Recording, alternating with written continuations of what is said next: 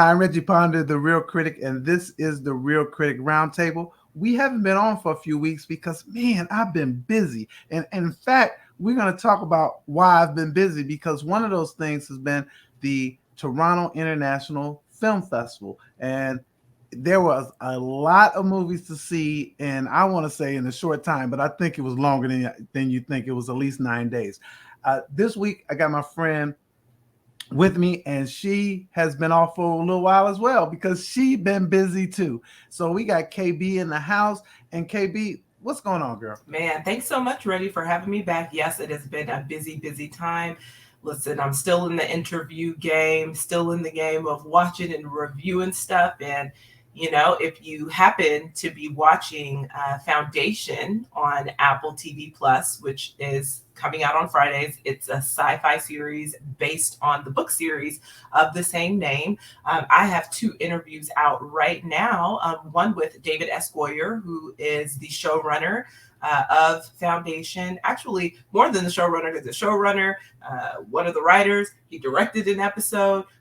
He's really killing it over there, and I think he might also be an EP if I remember correctly. And then also I have an interview with Jared Harris, who is a prominent character in the series as well. So you can check those out now on The Beat. Oh, excellent. I love that. So we got to really get into it because our time for this show is real limited, but we got a number of things that we want to touch base on. This week, I'm sorry, you guys, you will not get our take on the Emmys because we didn't get a chance we don't have enough time to talk about it. But we do have a little bit of time to talk about the Toronto International Film Festival. I want to say that this film festival had so much stuff and good stuff too. I marked probably like 50 movies I wanted to see, and I think that there were over 220 movies in this whole thing. Before you start to talk about the movies that you saw, I do want to say this, KB, is that they mentioned before every movie, they had a little clip before every movie that I saw that talked about or honoring or paying homage to the fact that the land that they were on was on Native America, a native land.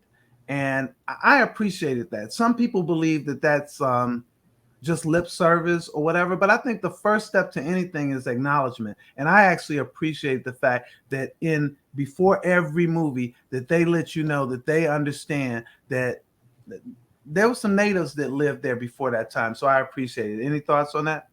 That's not new for TIFF. They do it every year. So in person and virtual. One thing I do like is how they did cross that over to virtual during the pandemic last year. They were able to still, put that on the screen, but it's not, it's not a new TIFF experience. I don't think in this case that it is lip service because of the fact that for as many years as I've been going, they are constantly kind of honoring the people and the land and everything that came before the screenings of their film. So, I will say it is unique to TIFF. I have not seen it at any other film festival that I can recall. I definitely only see it there, but I do appreciate that they take a time and that they take the time to acknowledge it for sure. Well, excellent. Well, talk about we can't talk about all the movies we saw, but talk about some of the things that you saw at TIFF. Yeah, TIFF is always an interesting festival. It is one of my favorite festivals traditionally throughout the year. Unfortunately, this year I was not able to go in person, so I did have to see it virtually. But two films I want to talk about, and one of them I'll get your take on, Reggie. But one I saw was Mothering Sunday. So this was kind of a high-profile film that premiered at Cannes in July, so earlier, just 3 months prior to TIFF. And, it has a very star-studded cast, Odessa Young, Josh O'Connor, Olivia Colman, Colin Firth. It is a British drama. Oh, and excuse me, Sope. Sope is in it too. And so it's a heavy British drama based on the novel of the same name. I should go into this by saying I actually didn't read the novel. But basically, it is about this single young woman who works for a family, and I should say a single young white woman who works for a family and starts this kind of torrid and illicit affair with a young man from a prominent family. And, he has money, he's in law school, and, she is, a house aide, and she's loves books, and she wants to be so much more. She's actually an orphan. And so that's how she kind of came to be a housemaid. But she knows in her heart deeply and truly that she is actually a writer. And so you get to see kind of how she rises to become like this well-published and highly acclimated author that she is. And it's really through the lens of tragedy and grief. So, she kind of uses these experiences that she has in life and turns them into her life's work. So it is set in two different time periods. So there's the time period where she is the house aide and she is having that kind of illicit affair and she's much younger. And then we get a glimpse of her, I would say, in present day, and then we get a small glimpse of her in the future, but it's mostly present day and her relationship with Soapy and her fully stepping into the writer that she is. And she's trying to create, something new based off of that one novel that she had that really kind of rocked the world based on her past experiences. So it is an interesting film. I will say it moves kind of slowly. So you got to be real patient because you're like, okay, what's the point? What are we getting to? But ultimately, while a lot of the work that she puts out into the world as an author is based on her experiences with men, it is much more rich than that, I will say. I will say the story is much more rich than that because it's really about her growing up and how grief and tragedy really make her into the woman that she is, and learning how to forgive and learning how to love again and all of those things. Wow. So is this one that you would recommend seeing? So I would recommend, this is hard for me because I'm kind of like, I don't know if I would recommend reading the book and then seeing it because because I didn't read the book, it did make me wonder a lot throughout the course of the film if I should be reading the book, kind of what was taken from that. And I rarely do that, but because this is a multi-timeline drama, I was really curious, like, okay, well, what am I missing that the book, may fill in those gaps for? So I would say, if you're interested in these types of like British pieces, then yes, this would definitely be for you. And you will definitely see the usual suspects. I mean, I kind of feel like Olivia Colman, Colin Firth, like they are heavy when it comes to any and all things like British art forms, TV shows, So like you definitely gonna see the usual suspects, that's for sure. That's excellent. Well, before you get to the one that we both saw together, I'll mention two that I saw. One is called Hold Your Fire, and it's a documentary about 4 young Black Muslims trying to rob guns from a sporting store in Williamsburg, Brooklyn in 1973. And so this is a real story. And what you see in this film is you see interviews, you see footage from television stations, because there was a hostage situation that spanned over a few days. And you also see, listen to hear things from the radio, you get things from the dispatchers. So they put all that together to tell this story. And wow, it was interesting because it was thought that these young men were members of the Black Liberation Army who were assassinating police officers. And so you know what that meant. Since they thought that they were part of that group, the police were out for blood. They were absolutely out for blood. So we hear in this one interviews from the hostages, interviews from a couple of the guys who went in to steal the guns, and from the store owner as well. And we get this. There's a lot going on here. Hostage negotiation. Do we go in and just bum rush the place? It was so fascinating because it brings up a lot of the issues that we're talking today about policemen and the people who they police, about why these guys were trying to steal the guns. They were trying to steal the guns to protect their family. And I won't say any more than that. Hold Your Fire is really an interesting documentary. And I am definitely saying people should watch this one. On my scale of 3 to 4, four of 4 of 4. I'm 3 to giving 4. I'm giving it 3 reels. The other movie I saw was this movie called Violet, and it's not a documentary. I've seen it. Did you see Violet? So I actually saw Violet at a different film festival when it screened. Mm-hmm. I really like this film. Mm-hmm. It touches on a lot of things. It touches on a lot of things. This is about a young woman played by Mond. I'm forgetting her name. Olivia Munn. Olivia Munn. And she is a semi-successful movie producer. And what happens, though, is that she is being degraded and treated terribly by her white male boss. And she's in this job that she really doesn't feel like she's herself. And there's not one time that she's really her full self. She is allowing someone else to dictate how she is, what she does, and everything is kind of calculated. But so she has this voice inside of her head telling her, don't do this, do this. And she's talking to herself constantly, and the negative self-talk is stopping her from doing what she needs to do.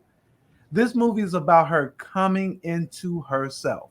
And I love the way that they did this movie. They have the self-talk on the screen and words. They have the self-talk playing in the background. They have her doubting her relationships. I mean, just everything that goes along with her life. And I actually think that it was a smart movie. I like this a lot. What did you think? Yeah, so when I did see it, and I saw it a while back, I actually really liked it too. For me, I think it was very open and forward to have this kind of conversation about mental health as well, because she really struggled with depression.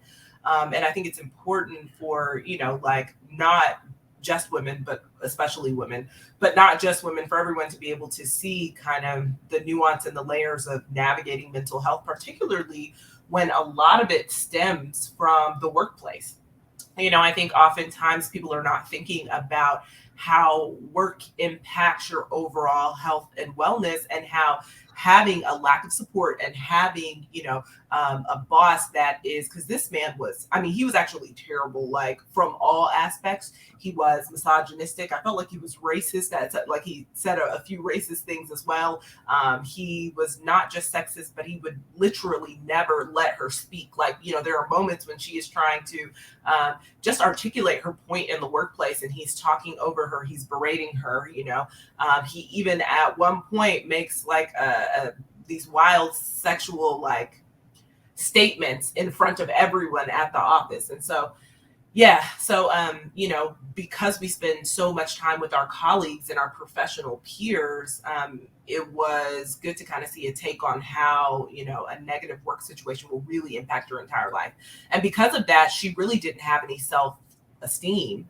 And her worth was really tied into her work in a lot of ways. And the film shows her, not only coming into who she wanted to be, but also not tying her self-worth to a position, not tying her self-worth to her job, and also allowing herself to open up to love, because so much of her has just shut down because of that work environment.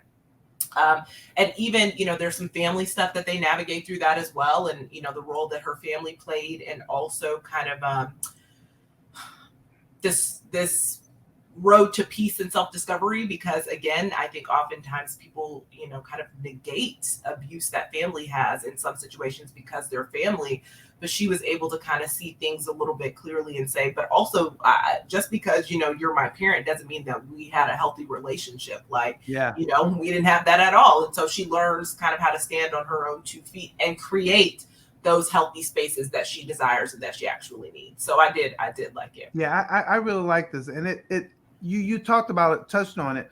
It really paints this picture of white male dominance in Hollywood, because even the place that she ended up going where she felt even safer, where it was run by white men. And she was dating another white man. So it really painted that dominance in Hollywood. And what was interesting to me is that you said it, is that it's applicable to almost any other situation, because in many of these industries, that's just how it is. And it was so interesting to see how she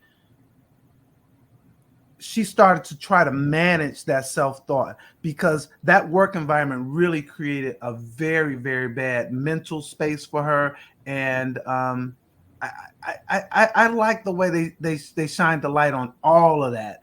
Just really a smart movie, I thought. Well, with that, the last one in that we want to talk about is one that you and I saw. And which one was that? Oh yeah, it's the Dionne Warwick documentary, Don't Make Me Over. So I feel like Katya probably recommended this one in the sense that she's a huge music head as well, and Dionne Warwick obviously is an icon and broke down so many barriers. But what this documentary did for me was I didn't know, I knew she was from New Jersey, I knew she was cousins with Whitney Houston. I knew kind of all of those things, but I didn't know about everything that she was up against during the rise of her career. And I say that just to connect the dots. It's not just Hollywood, right? That is dominated by white men. The music industry was as well. And so, she eventually found a partnership with two white music producers that she felt like were really kind of kindred spirits and understood the direction of music that she wanted to go in, because Dionne really wanted to, she didn't want to be only labeled as R&B. She wanted to break barriers when it came to pop. And at that time, it was traditionally white artists who were doing pop music. And Dionne really paved the way by creating these pop songs and not taking no for an answer. And so oftentimes they had Dionne write for white artists, and she had to take a stand and say, I'm not writing this song for someone else. I'm writing this song because I want to record it, and I'm going to record it. So even her going to Europe and doing a European tour during that time, and having people like, well, her using her cover art to showcase white women, and then going to Europe on this European tour as a Black woman, and having people in the audience say, oh, we thought you were white, or we didn't even realize that you were Black, and like, what's going on here? Feeling like they were a little bit bamboozled. But Dionne was playing chess, not checkers, right? She was thinking everything from a strategic standpoint, because she knew where she wanted to be. And then ultimately, she's the first Black woman, to get a pop Grammy, I believe, is what they said. And so because of that, because she was very steadfast in the vision that she had. But so they talked about that. They talked about, obviously, Dionne Warwick has a very heavy church influence, but her grandfather was a pastor. And so as a lot of the Black artists in her time often started in the church and then, kind of made their way to mainstream. She talks about that transition as well. We get to see, a little bit about her one and only marriage and her two sons, and how family impacted that as well, and learning how to let go and when to let go when it comes to love. But, always being kind of this divine mother, and really standing in that, and even being a mother figure in a lot of ways. She referenced to Whitney Houston. And so there are a lot of like interviews with Whitney kind of woven in there, and their relationship, and her, their closeness, and it just being front and center of their bond. And, their interviews with Whitney's mom. And so, I just thought it was like a very well-rounded documentary.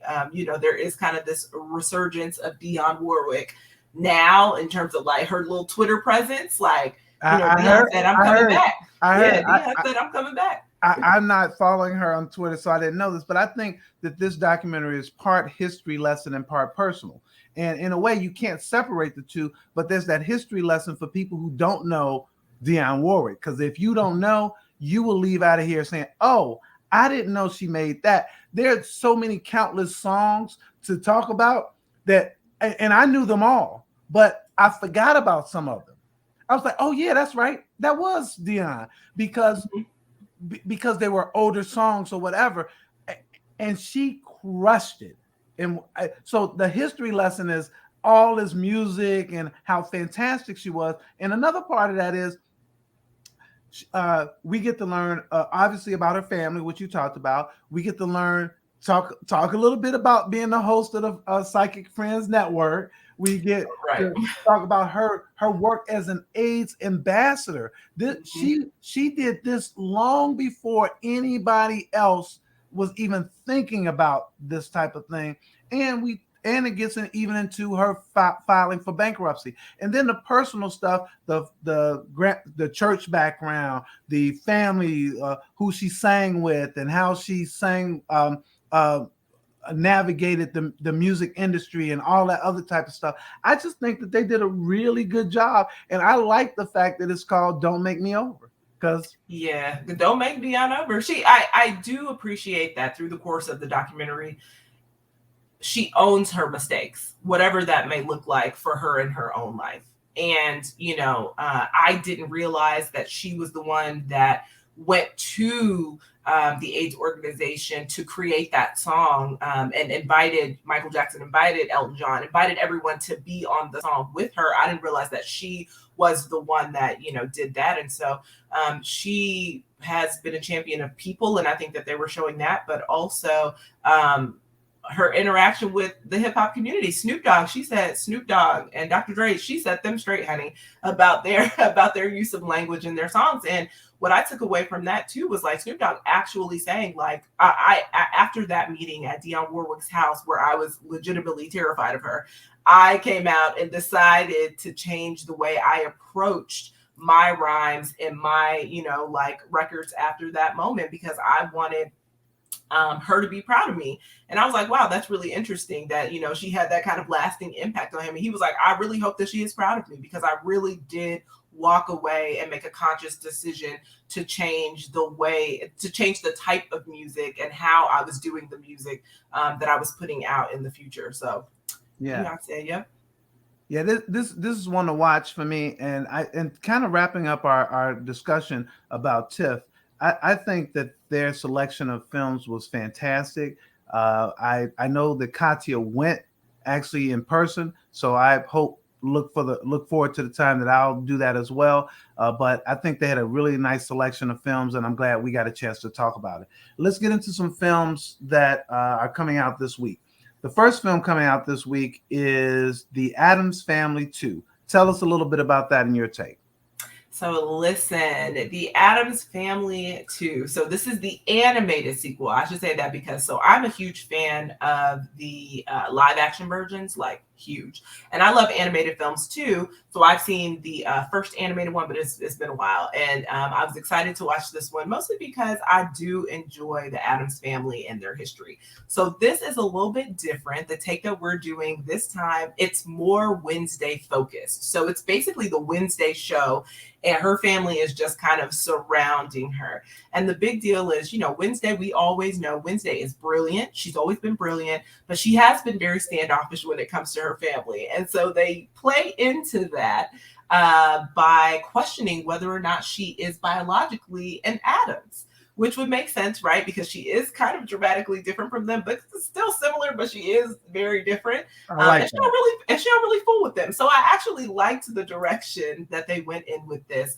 kind of starting off with this grand science experiment, and really in a lot of ways ending with the science experiment. But having Wednesday at the helm, I think, was great, because just having her be at the center as the youngest woman in the Addams family, and arguably the most dynamic woman in the Addams family, it was good to see. So it's funny. I definitely laughed at sometimes. It's a wild and crazy adventure. Gomez is very affectionate, which it still stands whether you're watching the live action or the animated.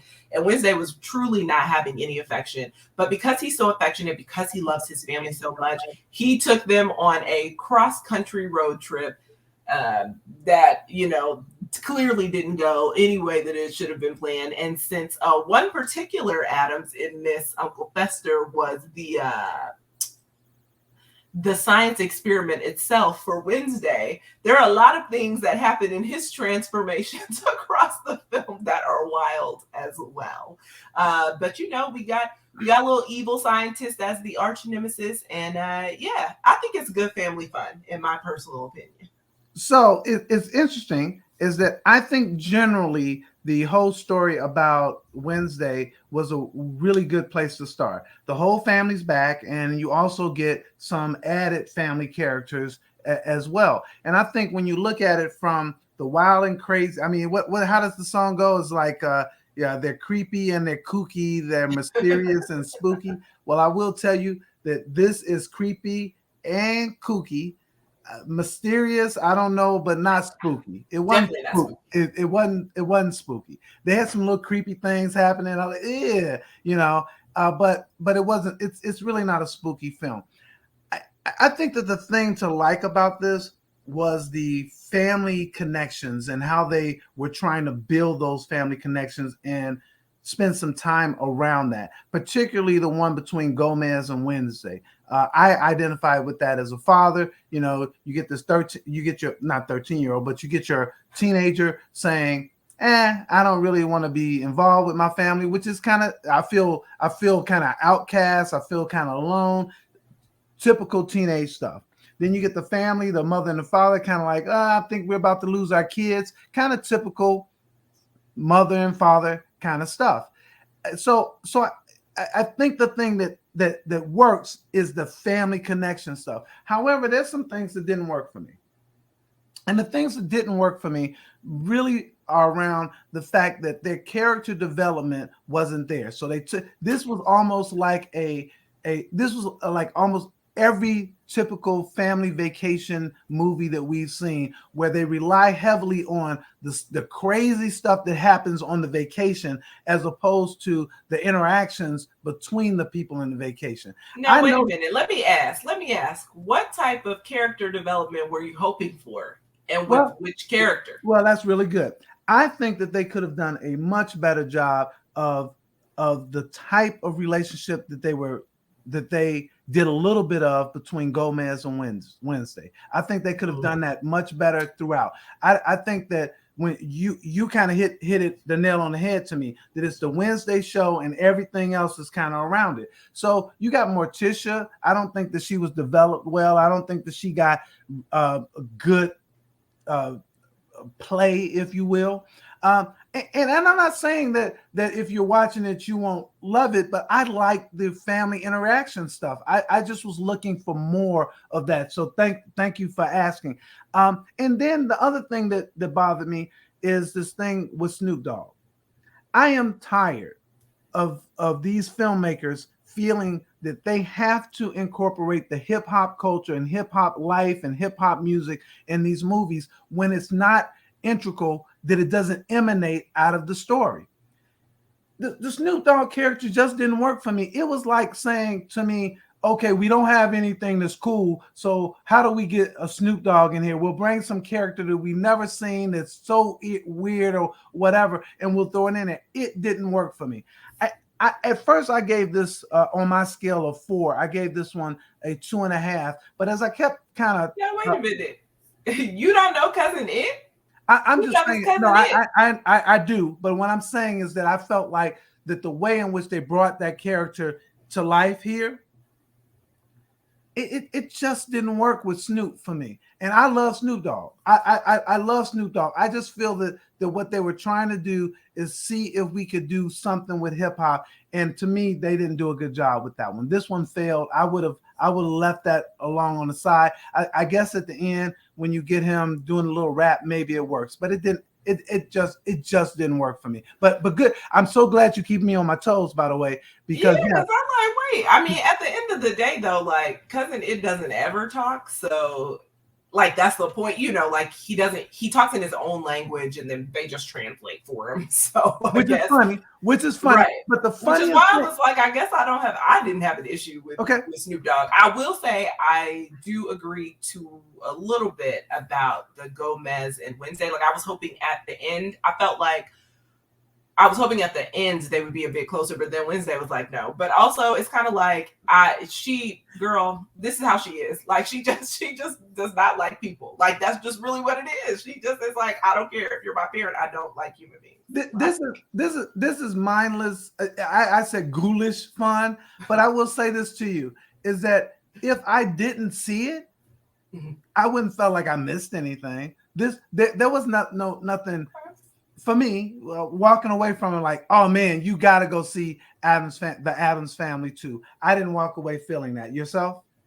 I think it's good family fun. I don't necessarily. I agree in the sense that like I didn't have to see it, but I'm not disappointed that I did. If that makes sense. Like I probably won't watch it again unless I'm watching it with like my niece or nephew or something like that. Like I probably just wouldn't watch it solo again. But it wasn't bad to me. I think it is what it is. But I also went into it without heavy expectations because, again, I'm so used to the live action ones, which I adore, that the animated one, I was curious to see, like, okay, who's going to be the focal point? And again, I'm still really glad that they chose Wednesday because, I think it was an interesting take and journey to go on. But yeah, I do agree that, like, if I don't see it again, I'm not going to be upset. But I would recommend that families go see it. I do think that it was geared towards younger audiences for a reason. And I think that, it was not spooky, but I think that little kids might think it is. You know what I mean? Like if they're seeing all of these little wild, creepy, crawling things, they'll probably think it's scary. But that level of scare and spook just wasn't for us, right? Because it was for the little kids. It wasn't for me. I will tell you that if people saw it, that it probably is a good movie if you're trying to get your kids distracted. So they'll watch it and that type of thing. But what I enjoy it, I like a lot of stuff now. A lot of animated. Yeah, I do. But it just didn't hit it for me. Well, I'm gonna recommend take your kids to see it. All right, there you go. All right. So one more movie that we wanted to talk about, and I am really high on this movie. It's a documentary called My Name Is Pauli Murray. And it really is about a person who is an activist, a poet, an author, an attorney, a priest, a civil rights icon. I had never heard of this person's name, and I feel really embarrassed that I've never heard of her, because once you see all the things that she did, you're saying to yourself, "Oh my goodness!" This was directed by Betsy West and Julie Cohen. And they had probably so much material that they needed to put in it. It was only an hour and a half, and I'm glad it was an hour and a half. I don't think that you need to make it too much longer than that, because I think they hit all the high points. I am like now a Pauli Murray fan, and from if she didn't work with all the civil rights people used her stuff. She was Black, a female. Her pronoun might be different today, and she was gay. So she was all three of them in a time in which being just one of them would be problematic. But yet she figured out, she was homeless at a time. I mean, she just figured out how to make it happen. She was a trailblazer, and she was important in civil rights, women's rights, and gay rights, and human rights. I just think that this is such an important documentary for people to just know. We're running around talking about say her name. Yeah, we should say her name, because my name is Pauli Murray. I was very impressed. I think this documentary did two things. It either gave you some information to get you excited about learning more about this person, or it educated you enough to say, okay, at least I know who this person is. And either way, that means that her name has been elevated. And I really like this documentary. My Name Is Pauli Murray. Yeah, so I'm gonna push back a little and say I'm not gonna use the say her name hashtag specifically for this, mostly I get for police brutality. Yeah, but yeah. But I meant I think that's a good pushback. I think that's a good pushback. But I mean that if you're gonna say anybody's name, I would say know their name. So you should know Paulie. I'm gonna go ahead and use they them pronouns just because throughout the course of the documentary, we see Paulie's journey of identifying as non-gender conforming, and how they moved kind of through the world in the sense of sometimes even their aunt Paulina, I think it was, or Pauline, Aunt Paulina or Pauline, who helped to raise them, kind of not knowing terminology at that time, but saying, Paulie is my girl boy because, of the way that, like they identified. So it is an extremely, extremely interesting documentary. I, like you, had not heard of this individual in any capacity, which does feel like a huge disservice in the sense that, we are often taught about a lot of great Black icons. And the fact that their name, at least in my personal experience, when it comes to history and, kind of the courses and the history that I've learned and come up, and it kind of made me wonder throughout watching this, was it because they were queer? And oftentimes, you know what I mean? Like maybe we didn't get that kind of context because they were a person that was queer, not technically openly queer either, in the sense that, like, the relationships that they had with women were still in secret. They weren't necessarily out amongst their communities. And they were talking about how, like, there was an instance with a girlfriend where they would rent hotels and just worry about, the money they were spending later. So they weren't necessarily like out in the open, but still not ashamed. I think it was just kind of a context of the time period in a lot of ways. And so very interesting just to hear their upbringing. It was really sad. Their mother died at a young age. Their father was committed to a mental institution. And I think they don't talk much more about that, but it's kind of understood that when their mother died, the father was committed because of grief. Like it felt like that's why what it felt like to me too. Committed. Yeah. Right. And so they ended up having to go live with family. And so that's why Aunt Pauline, I can't remember if there's an A at the end, but that's why their aunt, raised them. But I loved how their aunt raised them in a non-judgmental environment that was conducive for them to learn. And so at the time, people who were born female were not allowed, like, really to learn at all. But their aunt had a school for Black children, which I also thought was extraordinary. Like the fact that they even had this school and they were teaching them everything. So there's just so much, like, it wasn't just even the personal history that Paulie provided, but like Paulie's family also was very interesting at a time where, it was very challenging for Black people in the South, but they were doing a lot of incredible things too. And it almost felt like kismet in the sense that Paulie had no choice but to shine, because of the environment that they were raised in. And so pushing back, going to Howard Law, and them not allowing, Paulie to speak for the first year, and then Paulie literally acing every course, being number one in the class. And then in the second year, they're like, okay, I guess we can let them talk. Like, what? I think you bring up so many things. And this was an eye-opener to me.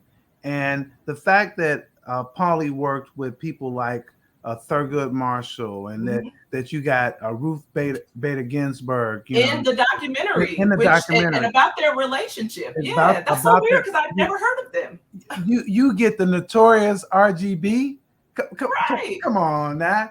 Like RBG is in it, and I've never heard of Paulie. I thought that was astounding. We never heard of her. So we talk about now. We talk about, the organization now. We talk about the LGBTQ rights and how some of the work in which she did was foundational to some of the stuff that we're talking about today, and that we're still trying to navigate through. You look at again with civil rights and with Thurgood Marshall. I'm just saying to myself, thank you to the filmmakers for making this one, and I hope.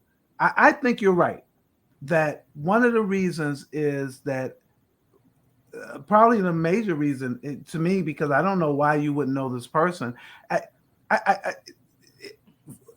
Back in that time, though, people who were considered female didn't get as much play either, because we got all the males during that time getting much play. So it's a combination of those. But I think probably first and foremost, being a queer really has to only be the reason why, because why wouldn't you know this person? Right. Like I really was watching it thinking that exact same thing. Like, I'm confused about why, especially because the caliber of people that they have in the documentary who intimately knew Paulie. And I was just like, but I've never heard of Paulie. Like, for this person to go overseas, go to Africa and say, look, yes, I'm going back to Africa and I'm going to handle some stuff there. I'm going to learn about, forget you guys, forget you. I'm for gone. 18 months. I mean, Paulie lived an exceptional life, but but exceptional was in the sense homeless that at a time. But was homeless exceptional. at a time. Yeah, I appreciate the fact that Paulie never. If there was something that Paulie wanted to do, they did it, and I appreciated there's one portion of the interview where Ruth Bader Ginsburg is basically like, oh, I always knew Paulie to be spiritual. So when they decided to go to seminary, like in their late 40s or like early 50s, you know what I mean? Like it never crossed Ruth's mind that it was weird because she was like, I've always known Paulie to be interested in theology. So, okay. Like, oh, they went to seminary and became a priest. Like it really was just one of those things where it was like anything that Paulie thought they wanted to do, they ended up doing it. And I really appreciated having that being shown because as a Black queer person, particularly during that time, the amount of risks that they were taking was just so astounding, but in a good way because they were really pressing boundaries. And I should say, a lot of the pushback that Paulie received was from Black men. Yeah, and I appreciate that they have that conversation throughout the course of the documentary. Because they talk about gender and race. Mm-hmm. So Paulie was very, very important and instrumental in both of those fights. And I say both of those fights because it's not just both of those fights. Paulie was instrumental in almost all the stuff that we are discussing today. It was so important. And to be a queer person and become a priest at that time, come on, now. So for me, this is a must see, not a kind of let me wait and see it. Please check this one out. You will be inspired. People were so inspired. She has a building named after her at Yale. The first one named after a person of color. I'm like, what year is it? The first one has the papers are what at Harvard? Is that what? At Harvard. Mm-hmm.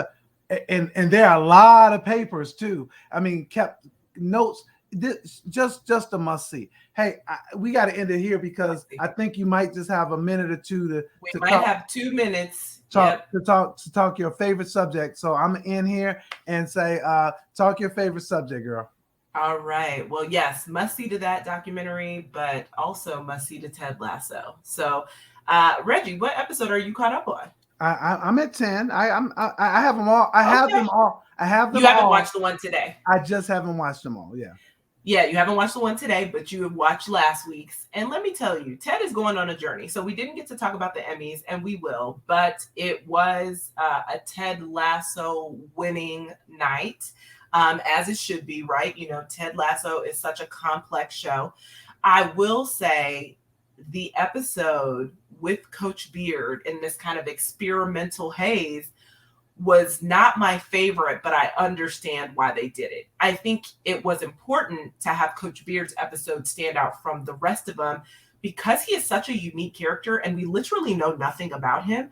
But we also know what we do know is that he goes on the craziest of adventures. And so I wouldn't have expected anything less to happen than what happened in that episode. Like him getting beat up, of him getting drunk. I would expect nothing less because that's how, and then ending up at the club back with the same woman who is clearly toxic for him. I would expect nothing less.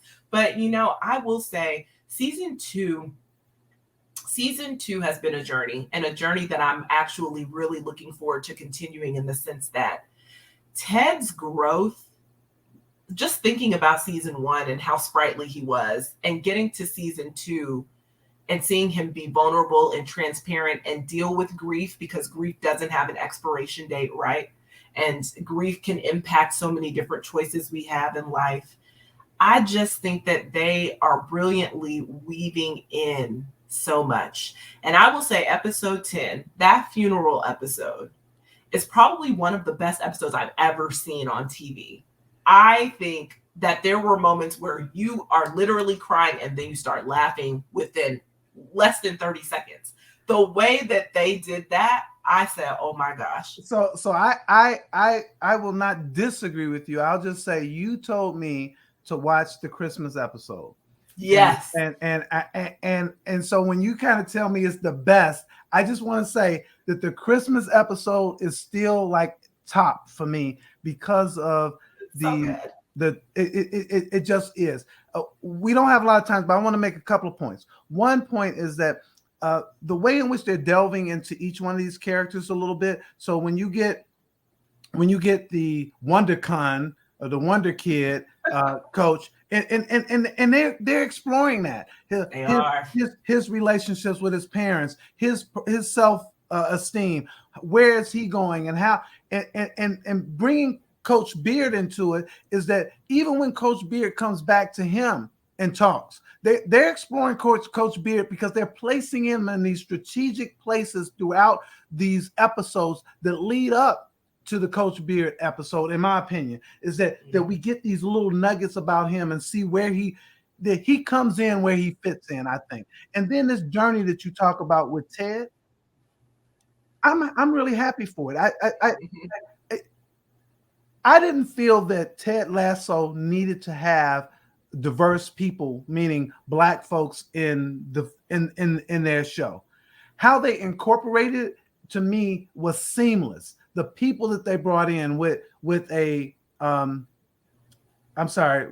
therapist, I just think that those things worked. Not like you forced different. You forced. It didn't feel forced to me. It felt forced to you? No, it don't feel forced to me at all, but I'm going to push back and say, no, I definitely felt like Ted Lasso needed diversity in their show because you're in London, which is one of the most diverse cities in the world. So for them to only focus on the white people would have been a huge disservice, I mean, to the show and just the environment. Yeah. Let me rephrase that. And also the soccer community, because as we know, in soccer. Absolutely. But let me rephrase that. What I meant by that is that those coaches and Keeley and the boss and whatever, I'm just saying that if we just learned about them and they had diversity in the show because they had the Black girl in the show, they had the players in the show. So I didn't mean like that, but I didn't feel like that they were being non-diverse is what I'm trying to say. I didn't feel the show was like, oh, we're not going to be diverse, because they had it there. But the fact that they inserted some main characters, it seemed seamless to me. So I'm really glad. I love your pushbacks, by the way, because you make me, I really do, because you make me clarify what I was saying. And then some of the pushbacks just say I'm wrong. So I love them anyway. It's really great. I love Ted Lasso, and I like where they're going. I do hope that we get back to a whole Ted Lasso with fun, and I do hope, because I like that joyful, fun Ted Lasso, but I don't mind the journey to get back there. Yeah. I do hope that we get back there at some point. You know what? I do think that Ted hasn't dealt with his trauma I'm just going to say he's 45. I actually don't know how old he is, but let's just say he's 45, right? Ted hasn't dealt with his trauma for 40 years, right? Because I mean, he was a child when his dad died. At least 35 years, right? He needs to be doing this, and I can't imagine. I am too excited to see the journey, because I do think he will get back to being this beacon of light, but he has to put in the work. And I'm almost positive that in this time throughout his life right now, where he is making great strides and he's confronting the fact that he has abandonment issues and he's confronting all of those things, he's probably in the back of his mind thinking, I'm really looking forward to the conversation he has with his ex-wife, because there are so many things that and you can tell that she had told him that he was not ready to receive. And they do need to have another conversation about that, right? Because ultimately the demise of their marriage is centered on the fact that, Ted, you don't deal with anything. You are holding all of this in, and you have not dealt with a single thing. So I am looking forward to exploring that. I don't think we're going to get it this season, but I do think it is where we should go in season 3, is the idea of, okay, as you rebuild, what does that look like? What does true forgiveness look like? What does that conversation look like? And then 2, he can't keep being away from his family as much. So it's going to have to be something with that as well. I don't necessarily think that he and his ex-wife will get back together, but I do think because Ted is so hopeful about finding love again, and he says it almost every episode, so you know he's open to it. He's got to be open to change, but he also has to truly have closure from that piece, which we saw he never really did, which is why he started having the panic attacks, right? Because he was just like, oh, it's failed. Yes. So if he can get back to his son in some kind of way, that'll be good. But you said that there's things that he hasn't dealt with. There's things we haven't dealt with, but we can't deal with anymore. You have to go. We appreciate the fact that you took a little time out here. Hey, I'm Reggie Ponder, the Reel Critic. That is KB through the lens of Lady KB. You can check her out in all kind of different places. KB, really appreciate you coming. This is the Reel Critic Roundtable, where African Americans come to discuss, debate, and have some fun. And we'll see you guys next time.